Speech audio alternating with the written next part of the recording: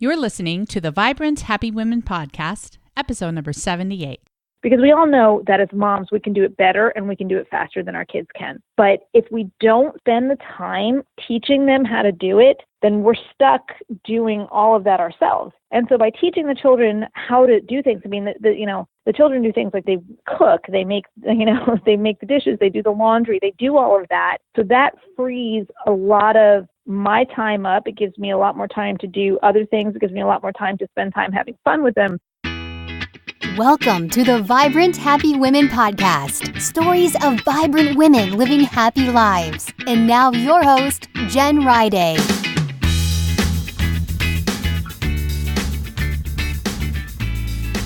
Hey there, welcome to Vibrant Happy Women. I'm Dr. Jen Riday, and I'm here to help you shift from burned out and overwhelmed and back into that place of loving your life again. Just because we're busy women doesn't mean we need to lose ourselves. It's okay to do the things that make us happy. I get to interview so many amazing women on this show, and I am so grateful for that. I've learned so much, and I hope you've learned even just a portion of what I've learned. I love how there's so many women out there who struggle truly with deep and difficult hardships, but they're able to find happiness despite it. I'm so glad you're here. School has started again, and that means you're probably trying to get back into the routine of things. Doing more of the things you need to do, like exercising or maybe a bit of journaling or cooking healthy food. But if you're like most women, and I get a lot of emails about this, you feel like you're constantly tied down by that to-do list, by the schedule, by the school activities. It's go, do. You're pulled in 1,000 different directions, and it feels so out of alignment. You just feel out of balance. You just want to feel in control of your life and time. You want time with your kids. You want time for fun. You don't want to just be working on that to-do list all the time. So many of you write in and say, Jen, I just want to find myself again. I want to get my sparkle back. That all starts with a consistent morning routine where you're doing the things that help you feel amazing and having a plan for all those things that need to be done. How do you keep track of your shopping list, your to-do list, your cleaning, your cooking, the kids' schedule without swimming in it all? Well, Time Mastery for Women will be opening again in a few weeks. Time Mastery for Women is a complete A to Z system to help you make time for what's important, to help you build consistent routines in your life, and to finally get organized. Do you know what your priorities are? Do you know what legacy you want to leave for your loved ones? And are you living a happy life? It was shocking for me several years ago to realize that my kids were going to remember me as a grumpy, tired, exhausted mom. And that was not the legacy I wanted to leave. So I had to learn how to take care of me so I could teach my kids what happiness looks like, what a balanced and organized life looks like, and teaching them how to make time for the important things and not just giving away all your time to a to-do list. Time Mastery for Women will help you with all of that. That'll be opening in a few weeks, so be listening for more details. Today I'll be talking with PJ Jonas all about how she has taught her kids to work hard. And she is super inspiring with 8 kids and a goat farm and all the things she's doing. So let's go ahead and jump into that interview and you can hear how she does it. I'm with PJ Jonas today, and she's a business owner, a goat wrangler, so cool, an entrepreneur and a mom. After getting goats to provide healthy milk for her 8 children, yes, 8, she decided to put some excess milk into a batch of handmade soap. That decision was the beginning of Goat Milk Stuff, a growing goat milk products business that includes goat milk soaps, cheeses, candles, fudge, gelato, and more. PJ lives in Indiana with her husband Jim and her 8 kids, and the entire family, along with 6 full-time employees, work hard to promote the goodness of goat milk. So cool. Well, we have to dive right into goat milk real quick, and then we'll come back to your quote. But how is goat milk better than cow's milk? Because I've heard that, and I'd just like to understand why it's better than cow's milk in many ways. Yeah, so as far as vitamins and minerals go, there are some things that goat milk is higher in and some things that cow milk is higher in. But mostly it has to do with how easily digestible the goat milk is. So goat milk is much easier for humans to digest. The fat globules are a lot smaller. It doesn't cause a lot of the intestinal issues. And because it's easier to digest, A lot of people with lactose intolerance are able to drink goat milk, and we're able to get the nutrients because they're more bioavailable to us. So we get a lot more nutrients when we're drinking it. Oh, that's nice. So would you say that the market for goat milk products is growing?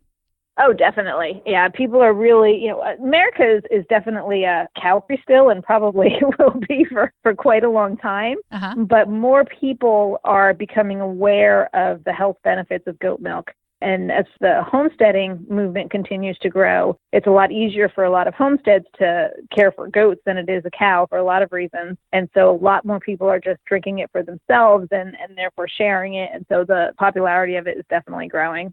Awesome.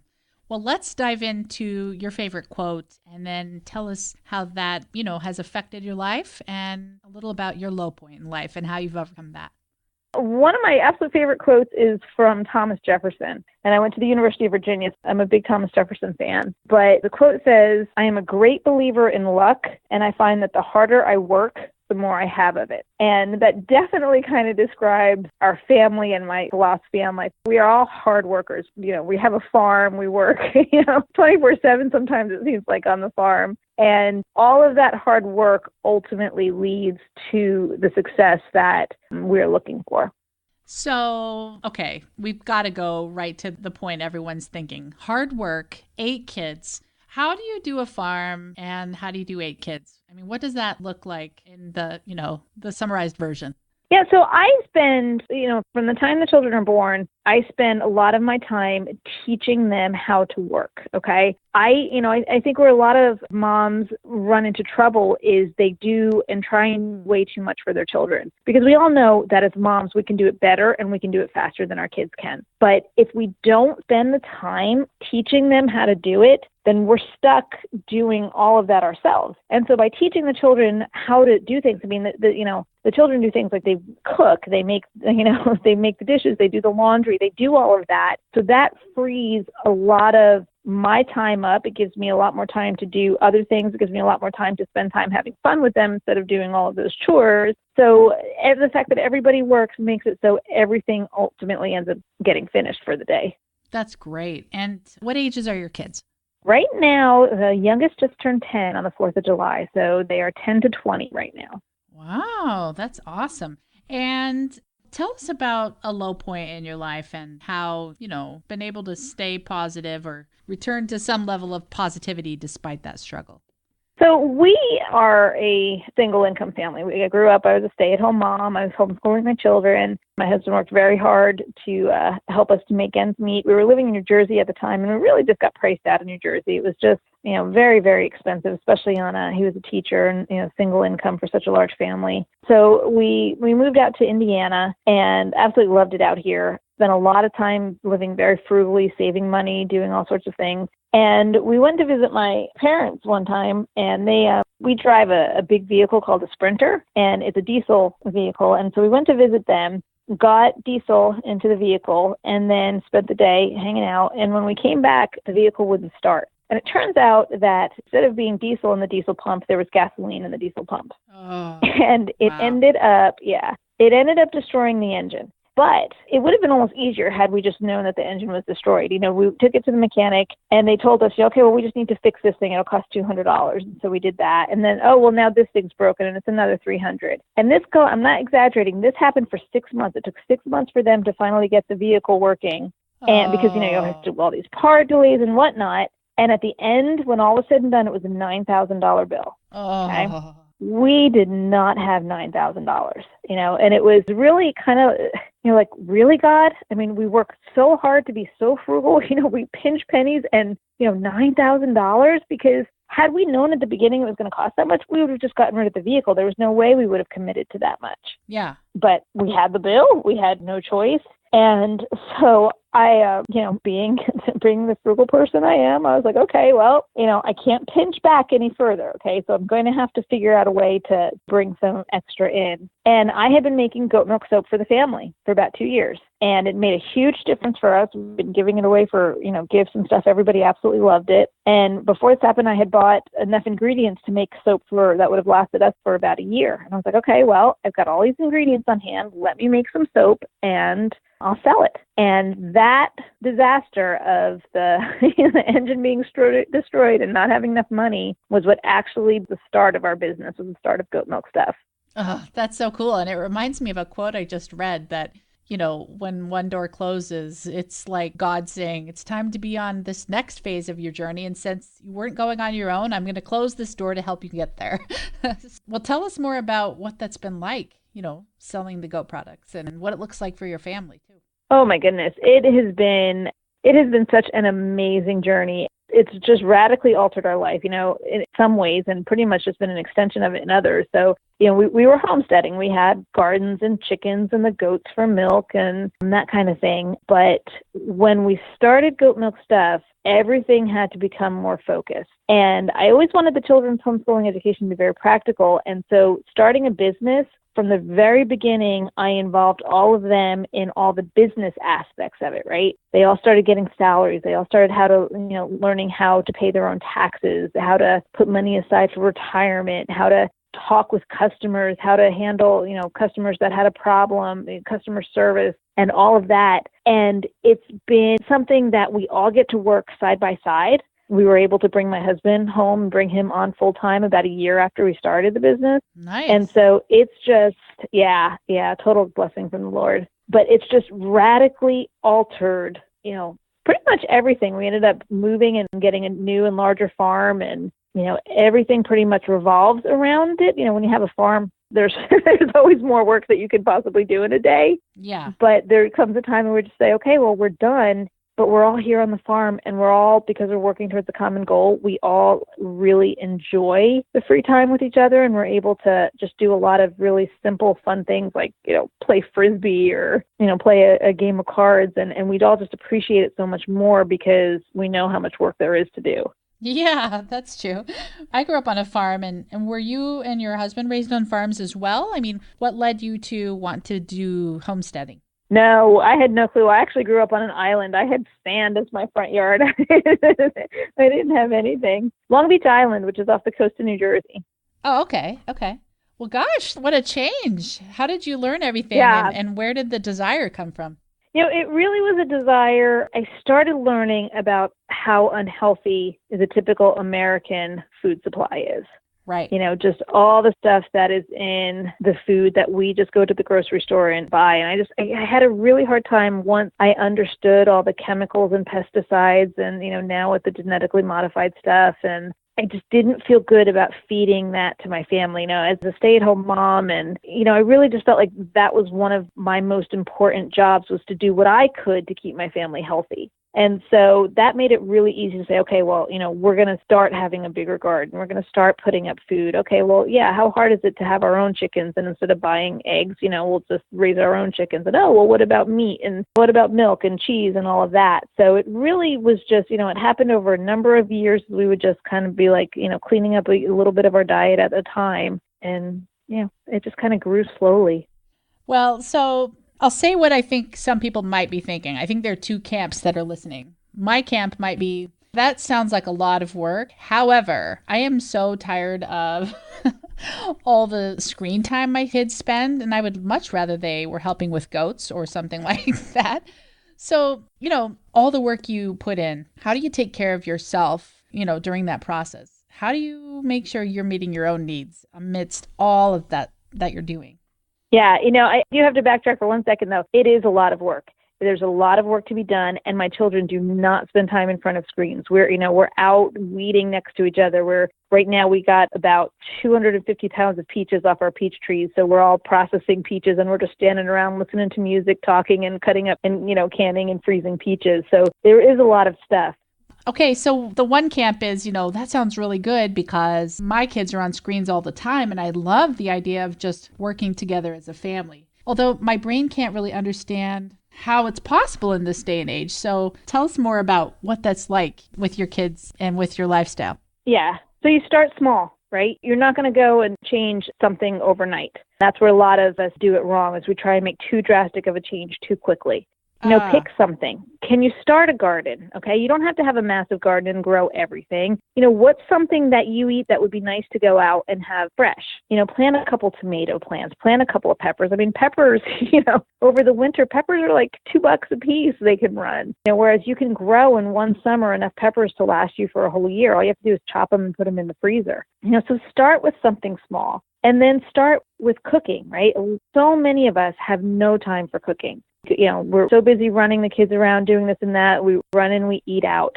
Pick a meal that you can teach your children to make, okay? So what I did was each of my children have 3 meals. That's kind of their meal. And if we're in the mood for, so let's say meatloaf. Meatloaf is my oldest son Coulter's meal. So he knows how to make a meatloaf. And we keep just about everything, put up in the freezer. So he just has to get it all out, let it thaw a little bit, and make a meatloaf. Pick something. Start with something small. Don't try and do it all radically, because if you change too fast, it just falls apart. Well, so it just sounds so idyllic, and I would love to do that. It really, in many ways, is. It's hard, but it's worth the effort. I'm trying to analyze what would be my resistance to doing that. And so I'll just put that question to you.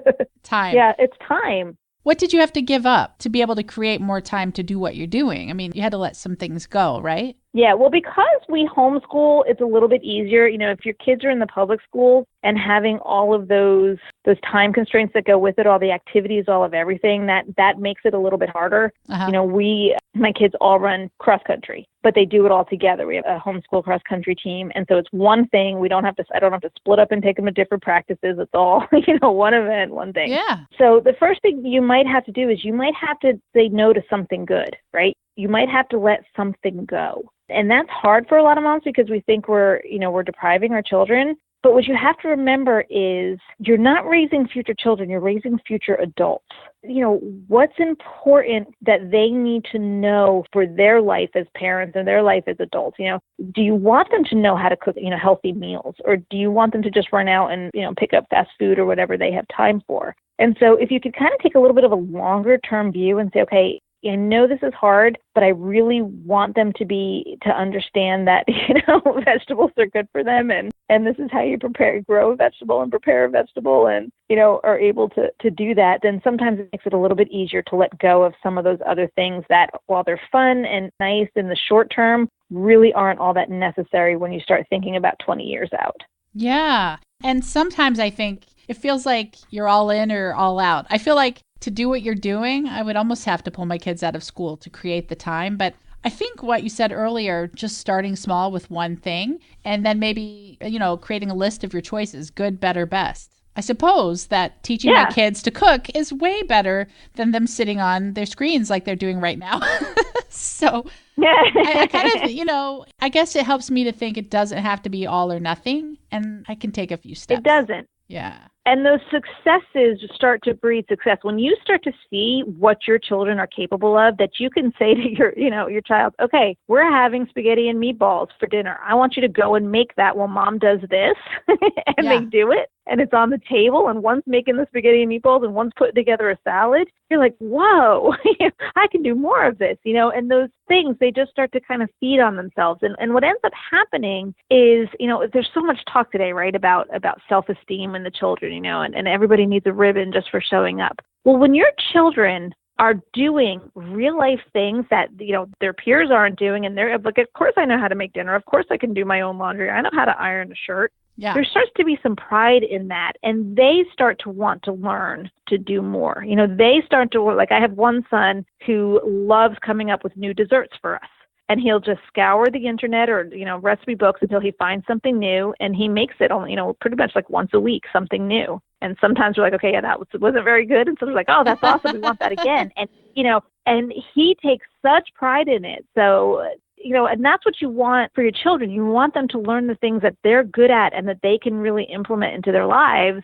Because if they can enjoy that kind of stuff, if they can enjoy housework and, and cooking and healthy eating and spending time with their family instead of being entertained on the screen, it goes so much better for their future because they don't need that screen time nearly as much. No. Well, so how do you create the limits for the screen time? Because I'm just being 100% honest. If I said to my kids, make this meal, they would, but there would be some grumbling. And I think it's because they want that screen time instead. And I'm talking about my middle schooler who has more screen time than he should because he has cell phone service. And so how do you limit screen time and give them that motivation to do other things? Okay, well, you're probably not going to like this answer, but they don't have any screen time. They don't have cell phones. They don't have Game Boys. We have family computers, so I'll say, can I go and look up a recipe? Of course you can go up and look up a recipe. And we do a lot of, when the work is done, like we really like watching, movies together or documentaries or things like that. And so that's kind of the family reward, but the family's work has to be done, right? Oh, you want to do that? Okay, well, go help, your brother, your sister, your dad, your mom, whomever, get their stuff done, and we can all do that together. Because I want, technology is so useful, right? It helps in so many ways, but it can also be really detrimental, especially, there are certain children that can get really, I'm with you, really hooked on it. Yes. And for those kids, it's hard to limit. So the screen time is spent as a family where there's a natural beginning and a natural end to it. Okay, well, so this is where I go back and forth. You can tell you've hit a nerve for me. I'm not. Yeah, I kind of picked up on that. Well, so I'm not going to homeschool for various reasons because my kids really, really need social skills. But there's a benefit I see from you having homeschooled because they don't have the expectation that they even should have the screens. Whereas kids in public schools, everyone has a phone. If you don't have a phone, you would be completely excluded from most socializing, So would you say that homeschool friends also aren't as into technology as, others who might be in public schools? Okay, so a couple of things. Number one, you talked about socializing, right? Right. Here's what I would say to you, because you even said it, right? So you need the technology to socialize. In my opinion, that's not socializing, right? But that's not socializing. The back and forth on, whether it's FaceTime or Facebook or whatever, that's not real socialization, okay? Right. Socialization is not spending time with peers your age. I mean, once you're an adult, how often do you spend time with people the same exact age as you, right? Right. We don't. Right. Yeah. It's older, they're younger, they're all sorts of things. There's lots of reasons not to homeschool. Socialization should not be one of them because there are so many ways for your children to interact with other people homeschooling. Yeah, right. And I would argue much more than in the public school setting. So here's what you have to do. If you're going to, you're going to stay public schooled, for them to not have the screen is the problem. And this is a whole lot harder with certain children than others. So absolutely, I will give you that. You have to decide how much you want your children to be conformist versus nonconformist. Ooh, that's good.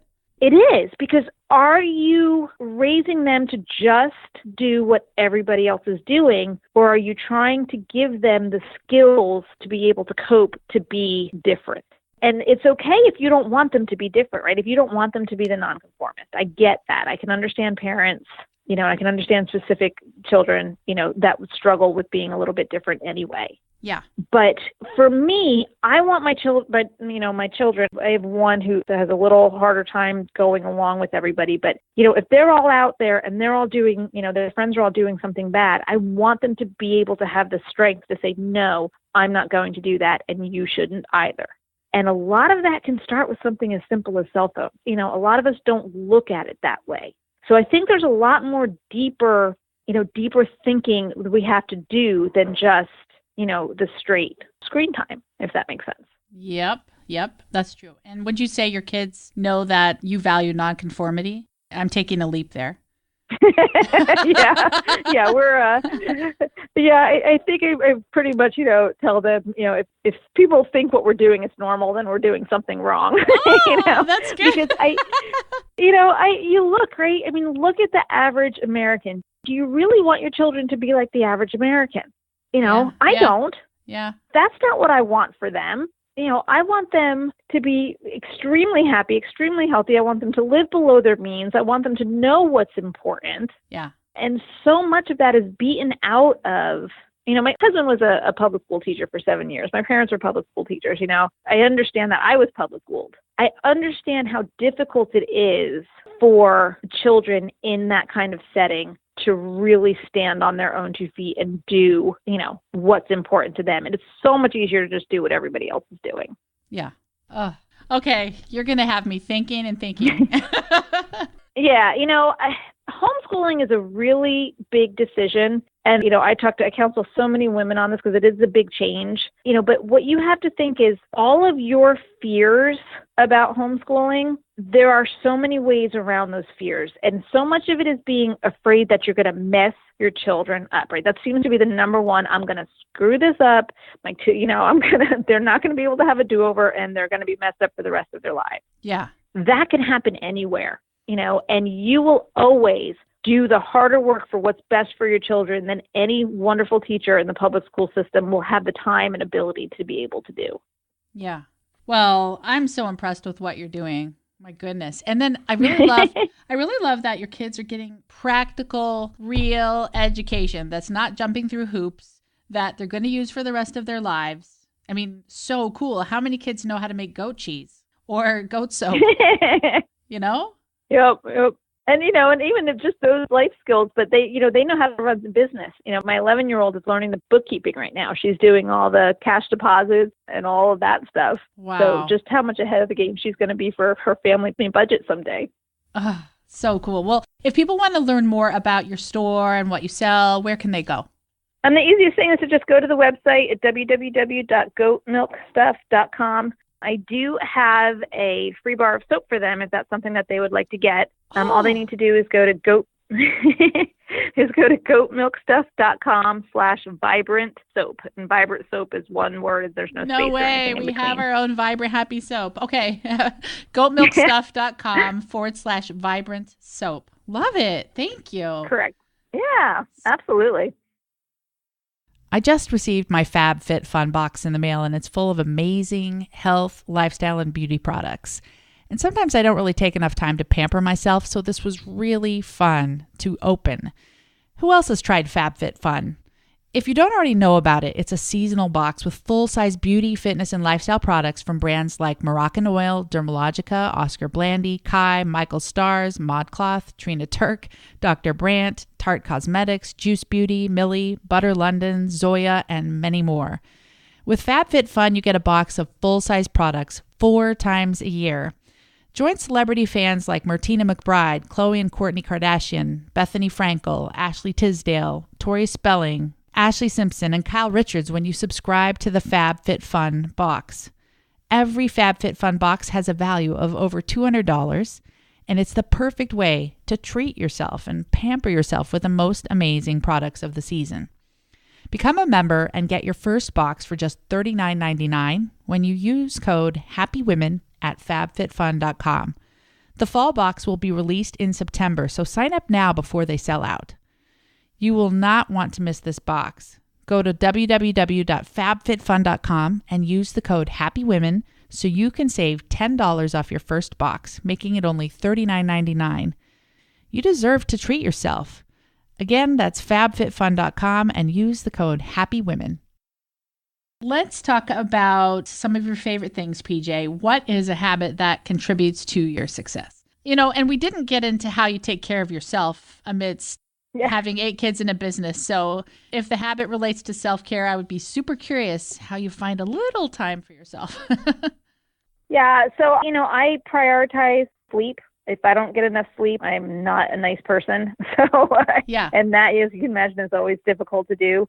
So I really turn off and go to sleep so I'm not up as late as everybody would have me. And then because I literally don't have time to go to a gym, like I used to, exercise, half an hour to an hour a day. I don't have time for that. So what I have learned to do is incorporate exercise into my day. So every time I go to the bathroom, when I'm done, I do squats. I do 10 to 15 to 20 squats, and I'll do a couple of push-ups against the sink. And then, if I'm washing dishes, I'll do calf raises while I'm washing dishes. Things like that where you don't have to work up a sweat. You don't have to change clothes to go out and do this. It's just into your day. Because if you go to the bathroom 8 times a day and you do 10 squats when you're done, that's 80 squats a day. Yeah. That makes a huge difference. Yeah. So, I challenge people, don't feel like you have to do this special routine workout. What are you doing regularly? Things like, brushing my teeth. When I brush my teeth, I stand on one leg and I just balance on one leg while I'm brushing my teeth. Things like that, because you have to anchor it to something so you remember to do it. Okay, PJ, I have a book idea for you, and no one else better listen out there, but wouldn't that be the coolest book if you share about 100 ideas for building exercise into your day? I just want you to create the freebie at that least would be fun. and send it to me. With the one-legged toothbrush. The one-legged toothbrush. You call it the move.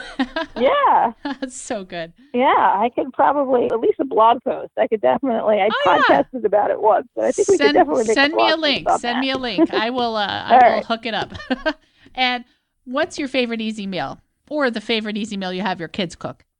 Yeah, so we have massive gardens, right? Yeah. So usually it's a matter of what is fresh and needing to be used up in the garden. But I would have to say just the quick and easy is anything pasta based. So to throw on a big, huge, because when I make pasta, I make 4 pounds of pasta. So my kids are really big eaters. Yeah. So whether it's a cheese-based sauce or if I have tomatoes in the garden, a tomato-based sauce, or we do pepper-based sauces and stuff like that, that's probably the fastest and easiest thing that we can toss together.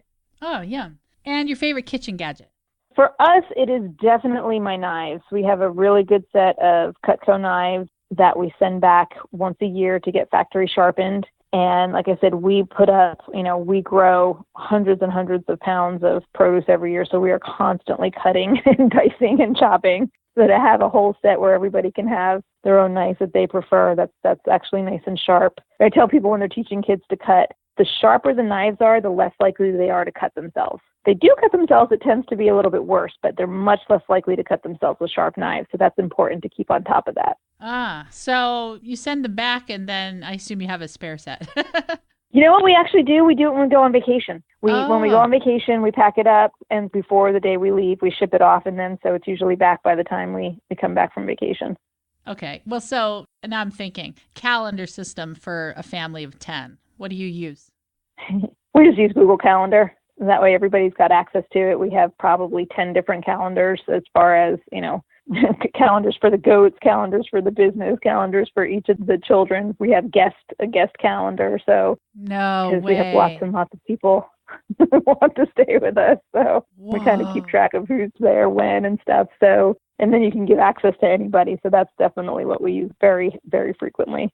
Oh, that would be a cool blog post too. See, your Nonconformity, your amazing life. You have books ahead of you. I love it. It's really funny. That's what I'm actually working on right now. So really? What are you writing? Yeah. Well, I actually have a series of about 6 books planned. The first one will pretty much just be our story and, how we manage to do what we do and some of the lessons we've learned from it. So. Oh, so good. But, yeah. Okay, well, when you have it done, come back on the show and tell us about it. That would be great. Well, all right, I can do that. Yeah. What is your favorite book if you could narrow it down? I would probably have to say the book Margin by Richard Swenson. I try and reread that book every year. It talks about having space in your life. So there's 4 different areas like time, physical energy, finances, and then emotional energy.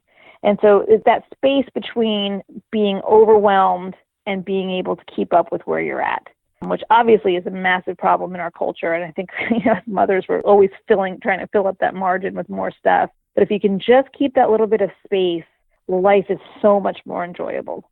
Margin by Richard Swenson. Sounds great. And the best advice you've ever received?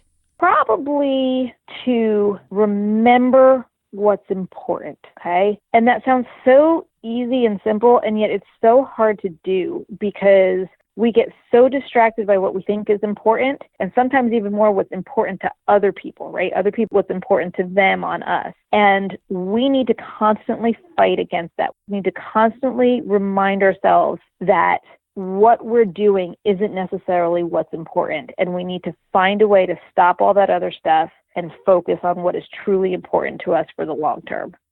Well, how do you decide what's truly important for you? Because, like you said, it's not going to be the same as the next person. You have to look 20 years down the road, right? You have to look and say, okay, what's going to matter 20 years from now? Is what I'm doing contributing to that? Or is this just totally taking away from that? And for me, 20 years from now, I want, I don't know if I'm still going to be here, if I'm going to be gone, but I want my children to be best friends and have successful marriages and families of their own. That's what's most important to me. And so what am I doing to facilitate that? By giving them the memories to share, that they have those common bonds, they have those common grounds. Am I teaching them how to sacrifice? Am I teaching them how to work hard? Am I teaching them how to put someone else's needs in front of their own? Okay, all of that stuff you can work towards in the things you're doing today, or you can be doing things that completely take it away. You talked about the screen time is obviously bothers you.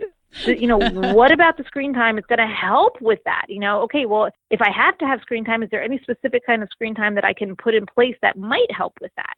So a lot of it is just having the time to think, just pulling back a little bit. For me, it's when I weed the garden a lot. And I just spend a lot of time while I weed just thinking, about those sorts of things.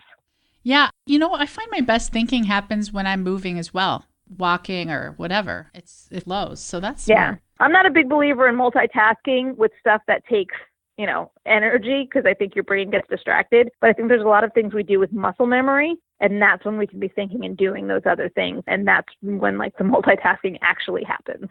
Yeah, that's true. That's true. When it's on autopilot. Well, this has been phenomenal. I've loved everything you shared. I have so much to think about. I hope our listeners are thinking as well. So let me remind our listeners they can find links to everything you talked about, your site, that link for the free soap on jenriday.com/78. And now let's hear your personal happiness formula. What would be a few words or phrases that would go in a formula for your happiness? For my personal happiness, I think it's probably sleep plus eating well plus doing nothing with my family would make me happy. By doing nothing time, just the time when we're sitting around, we don't have anything planned. We're just together being a family, telling stories, laughing. To me, that's what it's all about. Yeah, the margins. Yep, absolutely. Let's have a challenge from you to our listeners, something that might benefit their lives, and then we'll say goodbye. I would challenge your listeners to figure out something that they can let go of, right? Because I guarantee most of your listeners probably don't have a lot of margin in their lives. They're probably doing a little too much. So, is there something you can let go of and stop doing and say no to, so that you can free up more time for just some space, just to be, just to think, and just to be with your family?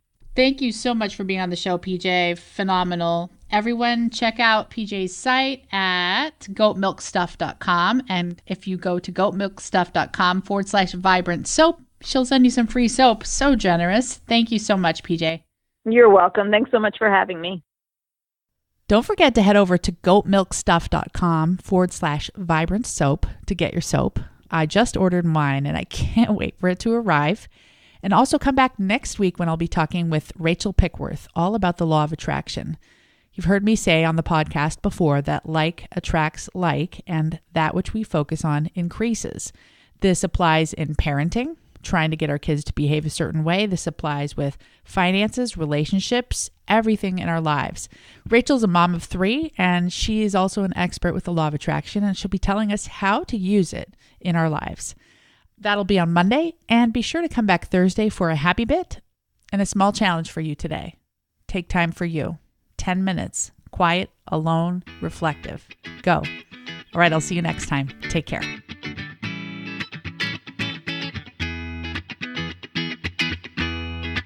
Thanks for listening to the Vibrant Happy Women podcast at www.jenriday.com.